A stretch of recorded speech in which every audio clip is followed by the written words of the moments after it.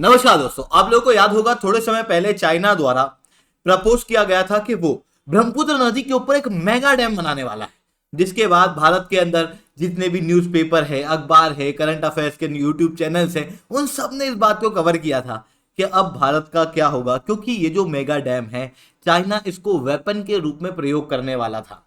But Bharat ने भी इसके खिलाफ एक नई स्ट्रेटेजी तैयार की है। भारत भी एक नया वेपन तैयार कर रहा है जो कि चाइना की इस स्ट्रेटेजी को पूरी तरीके से फेल कर देगा। तो दोस्तों सवाल उठता है कि यहां पर चाइना की स्ट्रेटेजी क्या थी और भारत का हथियार यहां पर क्या है। इन सारी चीजों को मैं शुभेंद्र चौहान डिटेल में आप लोगों के साथ में चर्चा करूंगा। बट उसके पहले आप लोग मेरे साथ में साथ ही 10 टेलीग्राम ग्रुप के ऊपर जुड़ सकते हो। मेरे क्लास की अपडेट पीपीटी पीडीएफ सब कुछ आपको वहां मिल जाएगी। यूपीएससी सीएससी तैयारी करना है, इंडिया के टॉप एजुकेटर से ऑफलाइन क्लास के अंदर पढ़ना है, तो आप लोगों के पास में अच्छा मौका है यार। अनअकैडमी केवल ऑनलाइन नहीं रहा, अनअकैडमी ऑफलाइन भी आ चुका है।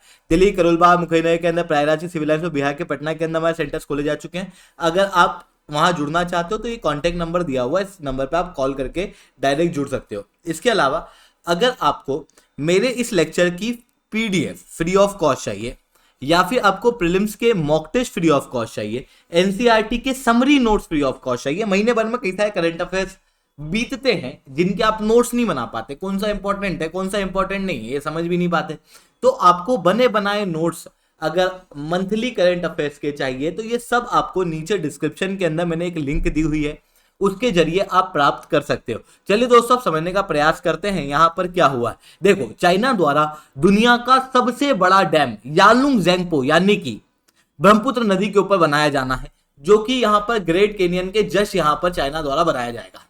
अब चाइना इससे करेगा क्या, ऐसा समझने के लिए पहले यह समझना कि भाई ब्रह्मपुत्र नदी किस तरीके से इसका वाटर रिजर्वायर चलता है। देखो, पानी की बात करें अगर हम ब्रह्मपुत्र नदी के अंदर, तो चेम यांगडुंग ग्लेशियर जो कि कैलाश पर्वत पर है, वहां से ये पानी निकलता है और ब्रह्मपुत्र नदी यहां से शुरू होती है। शुरुआत में तिब्बत में इसे यालुंग ज़ेंगपो कहा जाता है, फिर इसके बाद में ग्रेट कैनियन के अंदर आके अचानक से ये नदी यू टर्न लेके इंडिया में एंटर करती है। शुरुआत में ब्रह्मपुत्र नदी को सियांग कहा जाता है अरुणाचल प्रदेश के अंदर, फिर उसके बाद ये नदी के अंदर कई सारी छोटी छोटी ट्रिब्यूटरीज जुड़ती हैं, जिसके अंदर आप कई सारी नदियां देख सकते हो, चाहे वो लोहित हो, दिहांग हो, दिबिंग हो, बहुत सारी आपको दिखाई देगी, मानस हो, रंगित हो, कई सारी ट्रिब्यूटरीज देखने को मिलेगी, जिससे ब्रह्मपुत्र नदी का साइज अब बढ़ जाता है। और बढ़ने के बाद फांसी घाट से माना जाता है कि ये नदी लगभग 10 किलोमीटर तक चौड़ी हो जाती है। फिर ये भारत के अंदर चलती है दुबरी तक, और दुबरी के बाद ये बांग्लादेश के अंदर चली जाती है। बांग्लादेश के अंदर यही ब्रह्मपुत्र नदी पद्मा के साथ मिलके मेघना कहलाती है। तो इस तरीके की चीजें हम लोगों को ब्रह्मपुत्र नदी के अंदर देखने को मिलती है। अब ब्रह्मपुत्र नदी जब तिब्बत में होती है तब पानी का मेन सोर्स होता है ग्लेशियर। यहां पर बारिश ज्यादा नहीं होती, इस कारण से दूसरा पानी नहीं आता। वहीं नॉर्थ ईस्ट के अंदर आते ही इस नदी का जो मेन सोर्स ऑफ वाटर है वो है रेनफॉल, क्योंकि नॉर्थ ईस्ट के अंदर बहुत सारी बारिश होती है, छोटी छोटी पानी की स्ट्रीम्स बनती है, वो सब मिलके ब्रह्मपुत्र को बहुत बड़ा बना देती है। इसी कारण से जब बारिश का सीजन होता है तो आप देख सकते हो भारत के आसाम में वगैरह में बाढ़ आती हुई बहुत फ्रीक्वेंट है, क्योंकि ब्रह्मपुत्र नदी यहाँ पर कई सारी नदियों का पानी जोड़ के बहुत बड़ी हो जाती है, और थोड़ा और पानी जुड़ा तो फिर ये नदी उफान पे आ जाती है। इवन इस नदी के अंदर सिल्टेशन बहुत होता है, क्योंकि ऊपर पहाड़ से अचानक से यहाँ आई हुई होती है, तो यहाँ पर ना बहुत सारे सिल्ट जमा हुआ है, जिसके कारण से नदी का कोर्स जो है वो गहरा कम है और चौड़ा ज्यादा है, जिसकी वजह से बाढ़ हम लोगों को लगभग हर बारिश के अंदर देखने को मिलती है। अब चाइना का यहाँ प्लान क्या उसे समझना। चाइना क्या करना चाहता है कि यहाँ पर एक डैम बनाना चाहता है। इस डैम के माध्यम से जैसे गर्मी का समय होगा ना, तो मेन पानी का सोर्स क्या होता है, कैलाश पर्वत से चेमयांगडुंग ग्लेशियर पिघलेगा, वहां से पानी आएगा, तो वो पानी इस डैम के अंदर रोक लिया जाएगा। और जब डैम के अंदर पानी रुक जाएगा तो नीचे सियांग और बाकी सारे जगहों के अंदर पानी नहीं आ पाएगा, जिसके कारण से नॉर्थ ईस्ट रीजन के अंदर सूखा पड़ेगा। वहीं जैसे ही बारिश का मौसम आया, ब्रह्मपुत्र नदी ऑलरेडी उफान पे आ जाती है, क्योंकि पानी का मेन सोर्स क्या हो जाएगा, नॉर्थ ईस्ट रीजन ही, जिसके कारण से ऑलरेडी बाढ़ रहेगी। और ब्रह्मपुत्र नदी का थोड़ा पानी पहले से चाइना ने स्टोर करा हुआ है, बाढ़ के समय पे चाइना अगर ये पानी छोड़ेगा तो इसकी वजह से और जानमाल की हानि होगी। इस तरीके से चाइना अपने इस डैम को हथियार के रूप में प्रयोग करेगा। जब भी भारत और चाइना के बीच में कोई युद्ध होगा या डिस्प्यूट होगा, इवन देखो चाइना अरुणाचल प्रदेश के ऊपर क्लेम करता ही है, तो इस तरीके के हथियारों से वो अरुणाचल प्रदेश को अपने पास लाने का प्रयास कर रहा है। इस बीच में भारत ने भी एक काउंटर स्ट्रेटजी तैयार की है। अरुणाचल प्रदेश के चीफ मिनिस्टर द्वारा बताया गया कि सियांग प्रोजेक्ट, जो कि भारत का सबसे बड़ा डैम है, ये बनाया जाएगा 1.13 लाख करोड़ के अंदर। अब इससे भारत को क्या बेनिफिट होगा, देखो सियांग जो है वो आपको यहां पर दिखाई देगा, ये डैम कहीं यहां बनाया जाएगा। इससे क्या करेंगे हम, जैसे बारिश के समय पे ब्रह्मपुत्र नदी के अंदर बाढ़ आई या फिर चाइना ने वहां से पानी छोड़ दिया, तो हम उस पानी को डैम के अंदर इकट्ठा करके रखेंगे, जिससे हम क्या करेंगे, नीचे वाले रीजन के अंदर बाढ़ को कंट्रोल कर पाएंगे। चाहे वो चाइना द्वारा क्रिएट की गई बाढ़ हो या वो नेचुरल बाढ़, दोनों ही केस में हम इस डैम के माध्यम से नीचे की बाढ़ को रोक पाएंगे।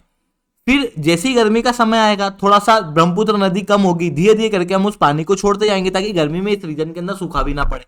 इस कारण से ये जो सियांग प्रोजेक्ट है ये काफी ज्यादा इंपॉर्टेंट है भारत की नॉर्थ ईस्ट की सिक्योरिटी, इलेक्ट्रिसिटी के डेवलपमेंट और flood control point of view से। बट आप यहां पर क्लियरली देख सकते हो कि चाइना जो है और इवन यहाँ के जो लोकल पीपल हैं वो भी नहीं चाहते कि ये सियांग डैम जो है वो बने, क्योंकि कई सारे प्रोटेस्ट इस रीजन के अंदर हो रहे हैं। डाउन टू अर्थ का ये आर्टिकल आप क्लियरली देख सकते हो, जहां पर कहा गया कि अरुणाचल प्रदेश को सेंट्रल फोर्सेज यहां पर डिप्लॉय करनी पड़ी प्रोटेस्टर्स को रोकने के लिए, क्योंकि लगभग 350 लोग यहाँ पे प्रोटेस्ट करना।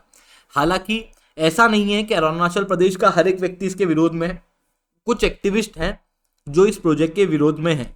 इसके अलावा चाइना ने भी एक अच्छा गेम खेला हुआ है, इस प्रोटेस्ट को और भड़काने के लिए क्या किया है, इंसर्जेंट ग्रुप को उठाना शुरू कर दिया है। For example united Tani army.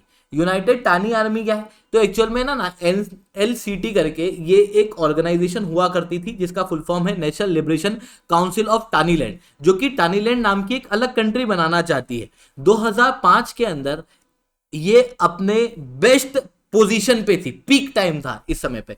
फिर 2010 के बाद तक आते आते ये टानी NLCT जो है वो काफी कमजोर पड़ गई। उसके बाद में इसको न्यूट्रलाइज कर दिया गया, जो इंपॉर्टेंट लीडर्स हैं उन सबको गिरफ्तार कर लिया गया। बट रिसेंटली इंटेलिजेंस ब्यूरो की रिपोर्ट बताती है कि NSCN जो कि चाइना द्वारा ही फंडेड है, इसने NLCT के लीडर से मुलाकात की और उसके बाद यूनाइटेड टानी आर्मी करके एक ऑर्गेनाइजेशन बन गई। इवन यूनाइटेड टानी आर्मी जो ऑर्गेनाइजेशन बनी, इसकी ट्रेनिंग कहां हो रही है ये भी आपको NSCN के ही कैंप के अंदर देखने को मिलेगी। इवन इन कैंप को सपोर्ट किया जा रहा है यहां पर काचिन रीजन के अंदर। KIO के जो टॉप चेयरमैन है ये इसको सपोर्ट कर रहे हैं यहाँ पे म्यांमार के अंदर। यानी कि यहाँ पर कैंप है और इन कैंप्स के माध्यम से अरुणाचल प्रदेश के अंदर सारे प्रोटेस्ट वगैरह जो है वो चलाए जा रहे हैं।